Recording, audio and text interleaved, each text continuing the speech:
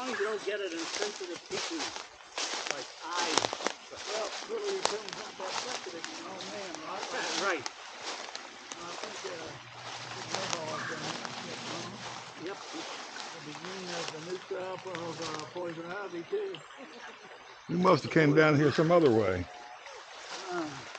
I think we got to go over the other side there.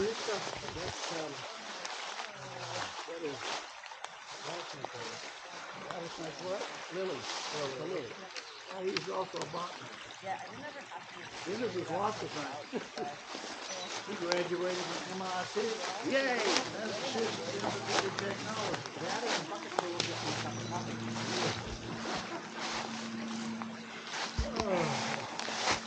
Okay, let's see if we can work our way down. Yeah, the terrain has changed somewhat. There we go.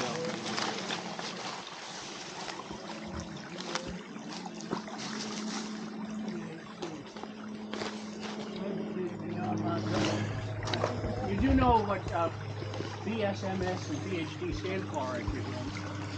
The BS one is obvious. MS is more of the same, and PhD is piled higher and deeper. I can swing it too with the best of them. Now this rock looks very similar, somewhat similar to the rock that we had at the other place. Except you can see the banding in this one.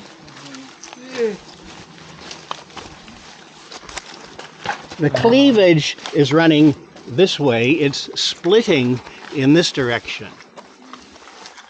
Obviously. If I turn this though, you can see striping running along in this direction, and it's cutting across the cleavage. You can see when the angle changes, the direction of the striping changes. That is the original sedimentary bedding of this rock, and you can see that it does have very obvious bedding. Once you know what to look for, it wouldn't have been obvious had you not taken my course. But now, of course, it's very obvious. And as a matter of fact, when we get back, you'll be able to see this. I've got samples of this sitting in the room as well. This is the Urbana formation. And in this particular case, well, obviously it's named for the town of Urbana in western Montgomery County.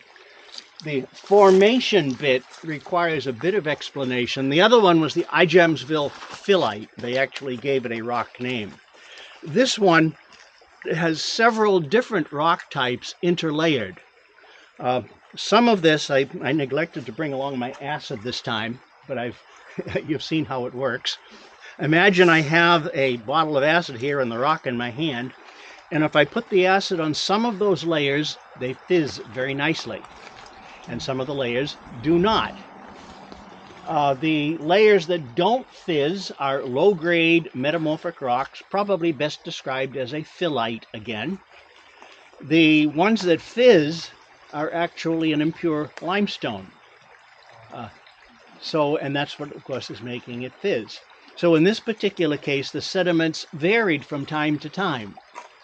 And that is typical of the shallow water stuff, because under shallow conditions, the weather affects very greatly exactly what is being deposited at any given moment. Because there are limestone layers here, it would be conceivable that you could find a fossil in it. As I've told you, nobody has. So I don't hold out much hope. Now, some of the rocks over here, see if I can make this rock here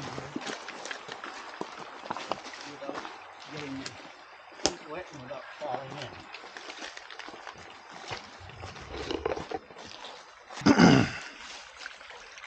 What I'm looking for here is a place where I can find the bedding in place in the rock, which isn't easy. I know that there are places here where that can be done.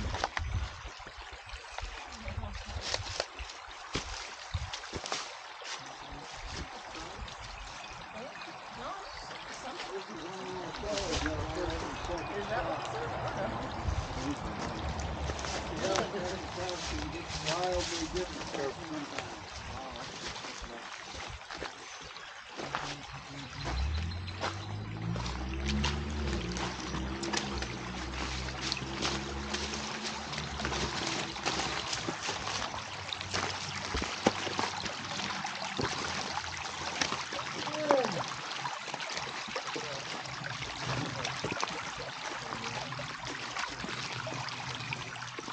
Now here's a piece I actually want to take back to the lab and put it in the collection. Let's see, I guess if I just put it right there, that's obvious enough. You can see the bedding in that very nicely, and you can see that some of the beds do have a phyllitic structure to it. They actually have the phyllite shine. And so that would be a very good one to show the illustration of bedding versus the cleavage.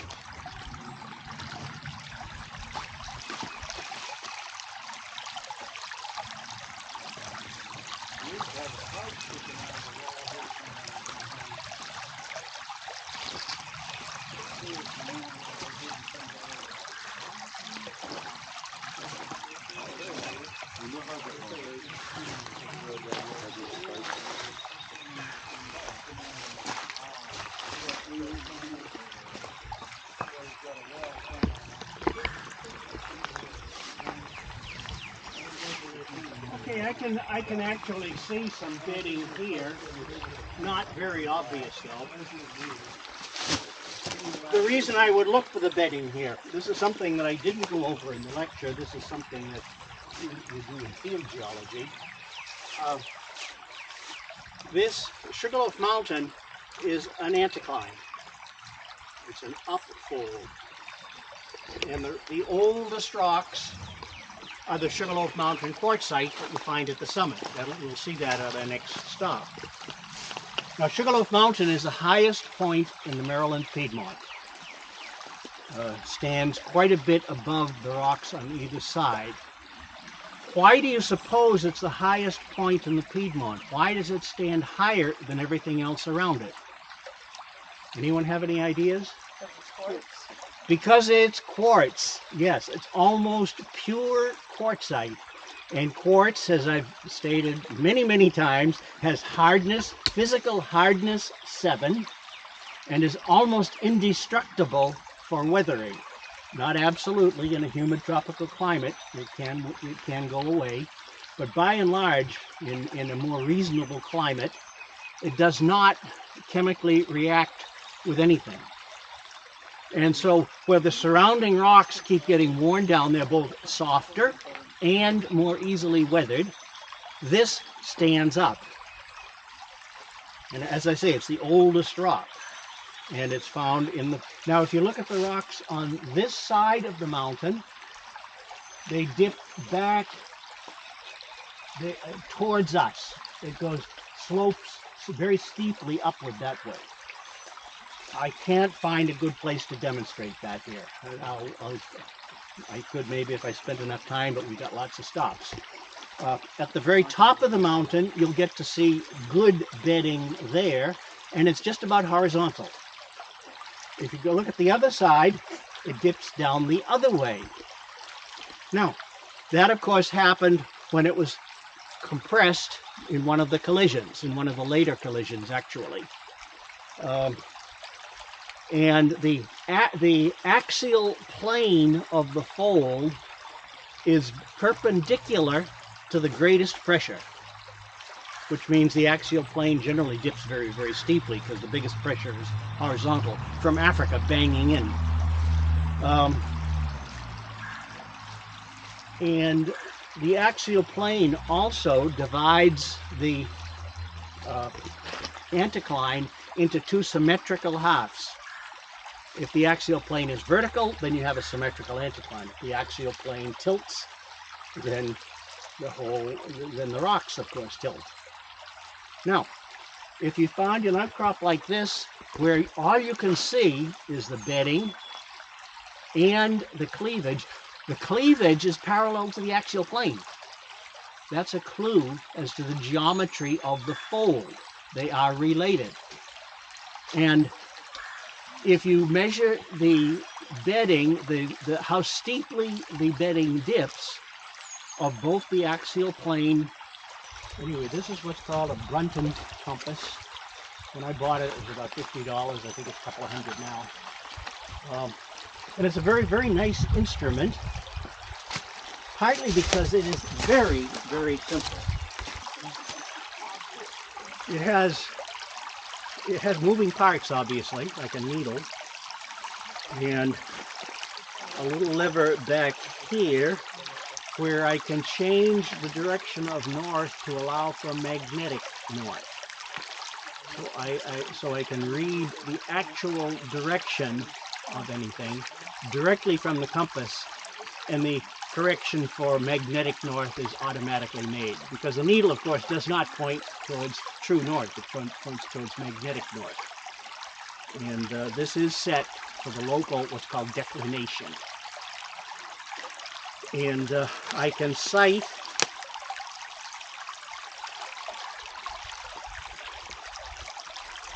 using the mirror to see where the needle is, and using this sight here to sight on something, and I can read the exact direction that I'm looking, which works out very nicely.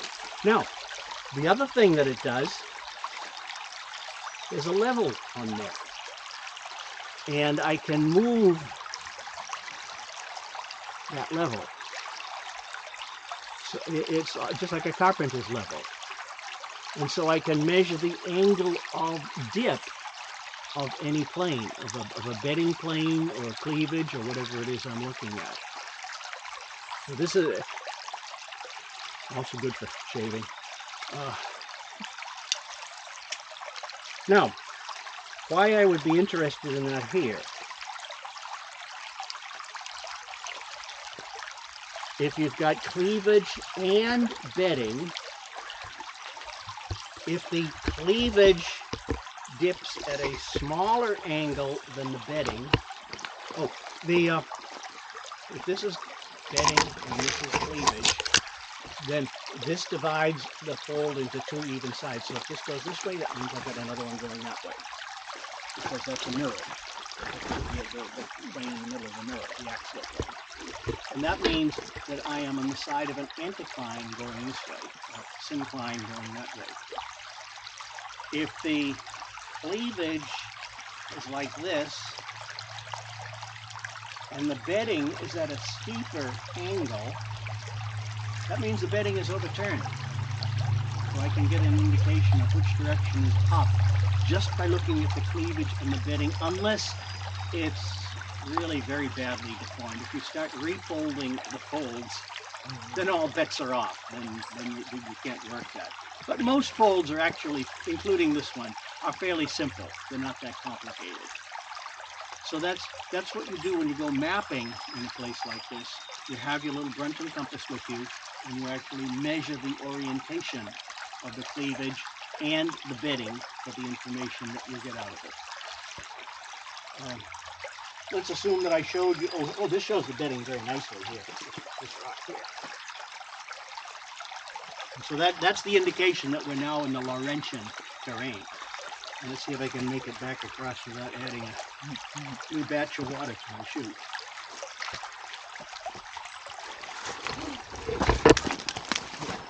Thank you. Okay, that'll do for here. As I'll repeat, this is the Urbana formation. And that's my, thank you. That's my rock so I don't forget it. And it shows very nicely the bedding and the cleavage. And so future classes will get to see this in the lab.